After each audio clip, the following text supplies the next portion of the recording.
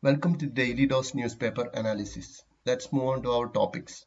As a part of the Atmanirbhar Bharat Abhiyan, Finance Minister Nirmala Sitharaman has spoke about the need for policy reforms to fast-track investments. Structural reforms were the key focus of the press conference. The core areas in which policy changes are going to happen are coal, minerals, defense, civil aviation, power, space, and atomic energy. From the examination point of view, let's discuss the topics in details. Coming to the defense sector, the main announcement is the increase in FDI limit in defense manufacturing under automatic route from 49% to 74%. So what is this automatic route? There are two ways in which a non-resident Indian or company can invest in India. First, it is the route wherein prior approval is required from the government as well as RBI in certain cases. Second is the automatic route, that is the route which does not need any government approval. So it is easier for a company to go through automatic route as it is fast and efficient. The second major announcement related to the defense sector is the decision to corporatize ordnance factory boards. It is not really privatization, but this step will eventually allow ordnance factory boards to be listed on stock markets. It will improve the autonomy, accountability, and efficiency of ordnance factory boards. The third major point is from the coal sector. That is, the government has decided to open up the coal sector to private parties. Any private player can bid and sell it in the open market. Also, she has announced that the revenue sharing mechanism will be implemented instead of the fixed rupee per ton mechanism. She has also announced the privatization of airports, power departments in union territories, and opening up of space industries to the private sector. Next topic is RCEP, the Regional Comprehensive Economic Partnership. Originally, it was a grouping of 10 ASEAN countries and 6 other countries with which they have free trade agreements. So the 10 plus 6 includes Brunei, Cambodia, Indonesia, Laos, Malaysia, Myanmar, Philippines, Singapore, Thailand, and Vietnam from the ASEAN grouping, and India, China, Australia, New Zealand, South Korea, and Japan. So the 10 plus 6 constitutes the RCEP. It constitutes about 29% of the world trade and 38% of the world economy. It is also seen as an alternative to the TPP, Trans-Pacific Partnership. But in November 2019, India had withdrawn from RCEP. Why did India withdraw? During the negotiations, India had raised several issues that directly affect our industries and farmers. Those were not agreed by other countries. We all know India is having trade deficit with 11 out of 15 countries in RCEP, and we were looking for specific protection from a surge in imports, especially from China. India was looking for specific rules of origin to ensure the trade pact wasn't abused by non-partner countries, and an auto-trigger mechanism to protect it from a surge in imports. Because a surge in imports means it is detrimental to the Make in India initiative. Another area in which India had issue is the flooding of Indian markets with dairy products from Oceania. That is, from Australia and New Zealand, dairy products might flood the Indian market. So all these issues resulted in India's withdrawal from RCEP. Next topic is One Nation, One Ration Card scheme.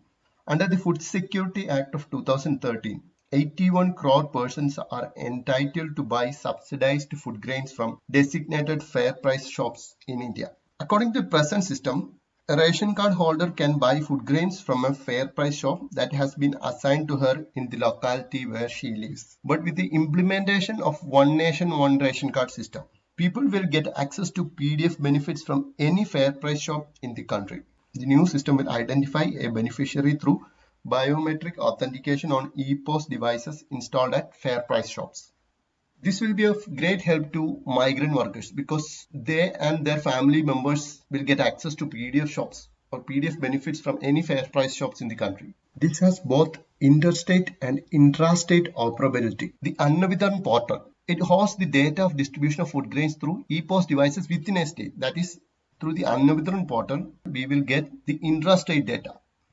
For the interstate data, the portal is IMPDS, that is Integrated Management of Public Distribution System. But according to the recent data, only very few people have availed these benefits in case of interstate facility. But more than 1 crore people have availed the intrastate facility. The government is trying to achieve 100% operability by March 2021. Coming on to the next topic, it is about the Amphan Cyclone. The eastern coast of India is going to face another cyclone in the coming hours. It is named Amphan. The name was suggested by Thailand. So how are these cyclones named? The tropical cyclones that originate in the northern Indian Ocean, including the Bay of Bengal and the Arabian Sea, are named from a list suggested by 13 countries in this area. And those countries are India, Pakistan, Thailand, Myanmar, Sri Lanka, Maldives, Oman, UAE, Yemen, Saudi, Qatar, and Iran. So these countries, 13 countries, will suggest 13 names each. Total of 169 names will there be in the list. The name Amphan was suggested by Thailand. It was last name from the previous list.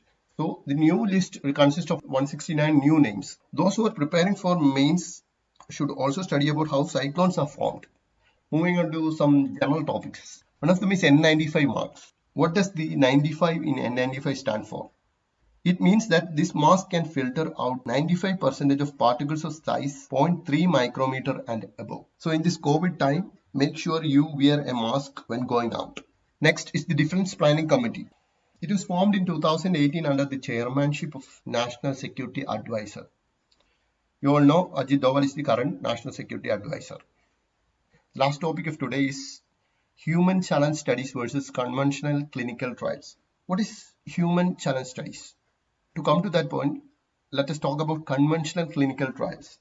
The conventional trials take place in 3 stages. That is, in phase 1, small group of people will receive the vaccine. And the second stage, the number will increase. And the third stage, it will increase to a larger number. In between, several clinical trials will happen. But in the case of human challenge studies, the participants will first be infected with the virus. That is, they are deliberately exposed to infection. So such trials could save valuable time in developing a vaccine. But there are some ethical concerns. Because human challenge trials are not a new concept, but they are usually carried out in developing medications for diseases which are considered less lethal and have better understood by scientists over the years. In case of COVID, this is a new virus, this is a new disease. So suddenly moving to the human challenge studies is not advisable because we don't know much about the virus. And at the same time, it is necessary to develop vaccine for COVID. That's all for today's news. And if